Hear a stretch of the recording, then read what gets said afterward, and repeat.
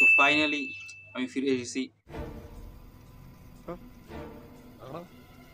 প্রায় ২০০ সপ্তাহ যাবত অসুস্থ ছিলাম, তাই এতদিন ভিডিও করতে পারিনি। এখন মোটামুটি সুস্থই লাগছে, তো ভাবলাম এখন থেকে ভিডিও শুরু করি। So hello friends, welcome to my channel and welcome to new video. এই ২ সপ্তাহ অনেক কিছু হয়ে গেছে। আমি লিটারালি দুটো স্পোর্ট দুটোরও মিস করেছি। লাইভ দেখতে পারিনি এবং এই নিয়ে ভিডিও কোনো বানাতে পারিনি। সো এখন সেই বিষয়ে মানে মেইন টপিকগুলো নিয়ে কথা বলবো। একটা ভিডিওর মধ্যে সবকিছু কভার করার চেষ্টা করবো। তো প্রথমে শুরু করি আমাদের সবার প্রিয় ব্লাড লাইনের স্টোরি লাইন নিয়ে। মানে সবচেয়ে হাইপ বলতে পারে এখন ডাব্লিউ যে স্টোরি লাইনে চলছে সেটা হচ্ছে ব্লাড লাইন। এবং এখানে একটা ওয়ার ম্যাচ সেট হয়ে গেছে, সেটা হতে চলেছে 5-on-5। একটা টিমে রয়েছে Roman Reigns, Jey Uso, Jimmy Uso, Sami Zayn এবং একটা মিস্ট্রি মেম্বার। আর একটা টিমে রয়েছে আমাদের real tribal chief Solo, Sikoa, Jacob Fatu, Tama Tonga Tonga Loa একজন মিস্ট্রি মেম্বার। সো এখন কথা বলি যে মিস্ট্রি মেম্বারগুলো কারা হতে চলেছে। মানে অলরেডি আপনারা জানেন যে টেপ হচ্ছে, মানে টেপ হয়ে গেছে, দুটো সামনে টেপ করে নিয়েছে। তো সেখানে আমরা স্পলে পেয়ে গিয়েছে যেখানে অরিজিনাল ব্যাটলাইন রোমানিসি ব্যাটলাইনের সাথে যুক্ত হয়েছে সেথ রলিন্স, ইয়েস শিল্ডে সেথ রলিন্স, এবং সোলোসিকার দলে যুক্ত হয়েছে, বুঝতে পারছেন তার রাইভেল এখনকে ব্রনসন রিড। তো 5-on-5 করবে, যেটা আমার কাছে বলবো যে খুব একটা খারাপ ডিসিশন হয়েছে। না আমি তো মূলত এখন ওপিনিয়ন দিতে এসেছি, তো এখন বলেই ফেল। মানে ডাব্লিউডাব্লিউ ব্লাড লাইন স্টোরিলাইনটা কি কি বানিয়ে দিয়েছে। মানে একসময় ব্লাড লাইন স্টোরিলাইনকে মানুষ সিনেমা বলতো, বাট এখন সবাই নেগেটিভিটি করছে স্টোরিলাইনটা নিয়ে। টুইটারে গিয়ে দেখতে পারবেন কেউ হ্যাপি না এই ডিরেকশনটা নিয়ে। সবাই চাচ্ছিল কোডিওর জন্য রোম্যান্সি টিমে জয়েন করে এবং ক্যাবিন ওয়েন্স সোলো সিকিউর টিমে, বাট সেটা না করে কি করলো, কোথাও ব্রনসের সাথে রোম্যান্সি কোনো শত্রুতা আছে তো সেখানে আসবে এই টিমে।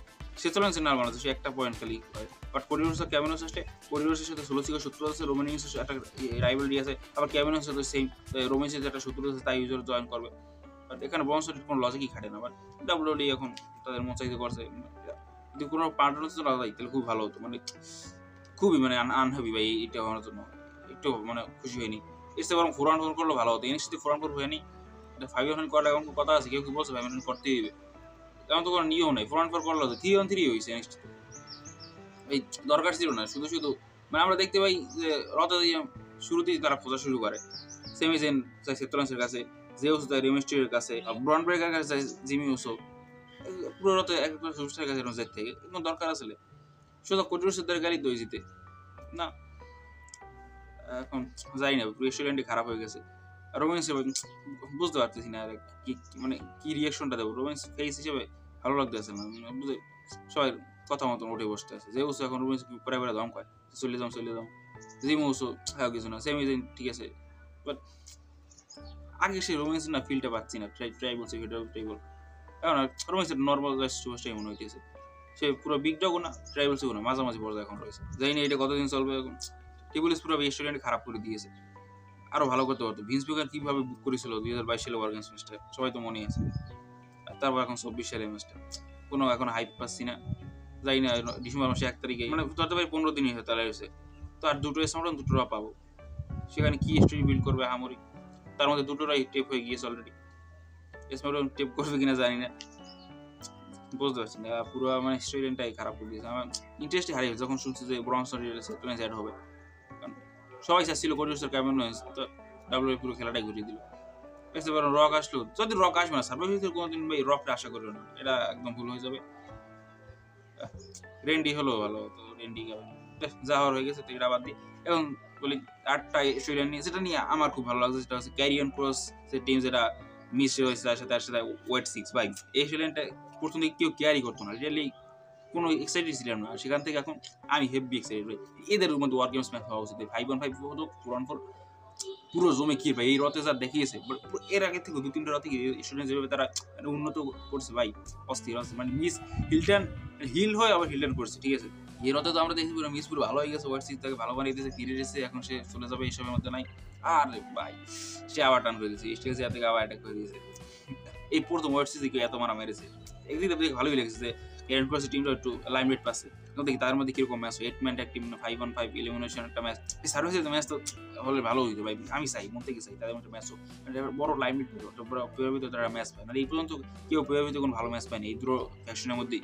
দেখি বল মিস স্টুডেন্ট এসে ক্যারেন্ট ক্রসকে উন্নত করে দিচ্ছে, এলিভেট করতে আছে। তো হাই লাইক দ্যাট, মানে এই স্টুডেন্ট আমি এক্সাইটেড সামনে কি হয় আরো দেখার জন্য। আমি তো চাইবো এদের মধ্যে একটা 5-on-5 এলিমিনেশন ম্যাচ, নাহলে একটা ওয়ার্ক যাই হোক হওয়া উচিত। যেখানে চাই না ভাই, সেখানে একটা ওয়ার্কার্স দিয়েছে, সেটা হচ্ছে ওমেন্স ওয়ার্কার ম্যাচ। লিটারলি কোনো দরকার নাই, বাট ভাই করতে হবে এখন। এখন ডাব্লিউডাব্লিউতে জবরদস্তি করছে। নাইজাসের সাথে এই কদিন আগে লিভ মর্গান শত্রুতা ছিল, ঠিক আছে, ক্যান্সেল তাদের হারিয়ে এসেছে, সে এখন লিভ মর্গানকে টিম আপ করবে ওয়ার গেমসে। লজিক টিফিনিকে লিভ মর্গান টাকেল ওরা কত মারা মারলো, একসাথে টিম আপ করবে। পরের টিমটা থেকে লজিক মানা যায় যে জেড গার্গেল, বিয়াঙ্কা বেলার, নিয়মি, ইউএসকাই, ঠিক আছে, ওই দলে কোনো দরকার ছিল না ভাই ওই ওমেন্স অর্গান ম্যাচটা। শুধু শুধু এর চেয়ে বরং দুটো মেন্স অর্গান ম্যাচ দিলে ভালো হতো, বললাম রোবেন্সেরটা আর এই মিসের ওইটা দেবে না এখন, জানি না ডাব্লিউডাব্লিউ প্ল্যান কি। আর সার্ভাইভার সিরিজের মধ্যে একটি চ্যাম্পিয়নশিপ ম্যাচ কনফার্ম হয়ে গেছে, সেটা হচ্ছে Gunther versus Damian priest for the world heavyweight championship. এইটার জন্য আমি মোটামুটি এক্সাইটেড রয়েছি এখন। মানে আমি এখনো 50-50 যে আমি একবার চাচ্ছি ডেমিয়ান প্রিস্ট জিতুক, আমার সাথে গুন্থার জিতুক, কে এখন চ্যাম্পিয়ন হয় সেটা দেখার বিষয়। গুন্থার কি রেসলম্যানিয়া পর্যন্ত চ্যাম্পিয়নশিপ ক্যারি করতে পারবে এখন? কারণ এখানে রুমার ছিল সিএম পাকের সাথে গুন্থারের ম্যাচ হবে, গুন্থার এখানে হেরে যাবে, সিএম পাক চ্যাম্পিয়নশিপ জিতবে, তারপর সেতুরান সাথে রাইভালরি শুরু হবে। বাট এখন পুরো খেলাটাই ঘুরিয়ে দিল। সিএম পাক হয়তো এখন ইউজার এখন হয়তো সুস্থ হয়নি, ড্রু ম্যাকিন্টায়ার কোনো খবর নেই। এই দুজন কাছে না ফিকা ফিকা লাগে, ভালো লাগে না। ডেমিয়ান প্রিস্টের জন্য তো মানে এক্সাইটেড রয়েছে, দেখি মানে সামার সামনে পরে আবার তো লাইমলাইটে পেয়েছে। সামার সামনে ফিনবেলা তাকে ধোয়া দেওয়ার পর তো দুজনই ডাউনগ্রেড হয়ে গেছে। ফিনবেলার কথা আসে, টেকনিক চ্যাম্পিয়নশিপ কোনো খবর নাই, লিটলি ওটা তো একদম বাদ হয়ে গেছে। আর ফিনবেলার এখন ভাই ডমিনিকও ফিনবেলাকে এখন আহ্বান করে যাচ্ছে। ফিনবেলার কোথায় এসে গিয়ে ভাই 16 সালে যে ফার্স্ট ইউনিভার্সাল চ্যাম্পিয়ন, তাকে এখন নতুন খেলোয়াড় হিসেবে তাকে আহ্বান করছে। তোর সাথে আমি বেশি আগে গেছি চ্যাম্পিয়নশিপ থেকে, খারাপ লাগে ভাই। ফিনবেলার দিকে যতবারই পরে দেখে খারাপ লাগে যে কীভাবে একটা খেলোয়াড় পতন হয় এটা নিজের চোখে দেখছি, উপর থেকে কেমন এসে পড়ে যায়। ফিনবেলার আর কোনো দিন হয়তো বড় সুপারস্টার হইতে পারবে না। আর ফিনবেলার একটা টাইম থেকে না প্রত্যেকটা সুপারস্টার ডাব্লিউটা সময় দেয়, ফিনবেলার সময় শেষ। ফিনবেলার কোনো দিন হয়তো বড় মানে বেল পাইবি না, মিডিয়ামে তো কোনো সময় রেসলম্যানিয়া করবে না। এটা আমি খুব মন খারাপ থেকেই বলছি।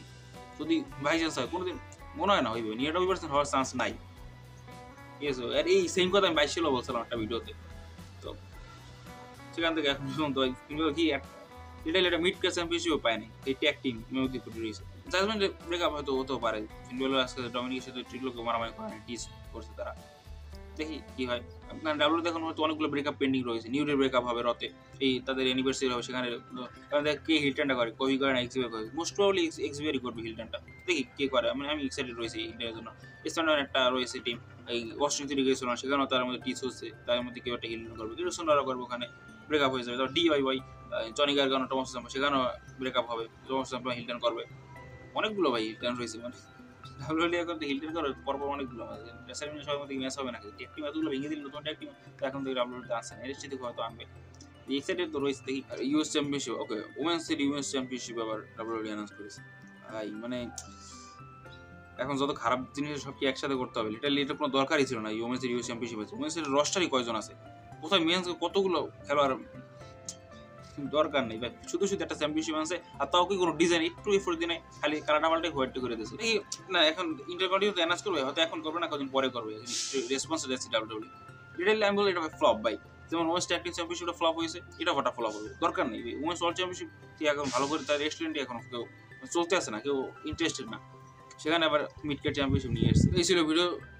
মানে আমি বিরাট রেস্টুরেন্টকে নিয়ে বিস্তারিত আরেকটা ভিডিও বানাবো, মানে রেস্টুরেন্টে আমার অনেক কিছু বলা আছে, অনেক ক্ষোভ রয়েছে একটা, সেই ক্ষোভ নিয়ে একটা ভিডিও বানাবো, সেটা দেখি কবে ভিডিওটা আনতে পারি, এই সপ্তাহের মধ্যে আনার চেষ্টা করবো। ভিডিওটি ভালো লাগলে অবশ্যই লাইক করে দিও, চ্যানেলটি সাবস্ক্রাইব করে দিও। Thank you for watching, good bye. You there, sitting at home, acknowledge me.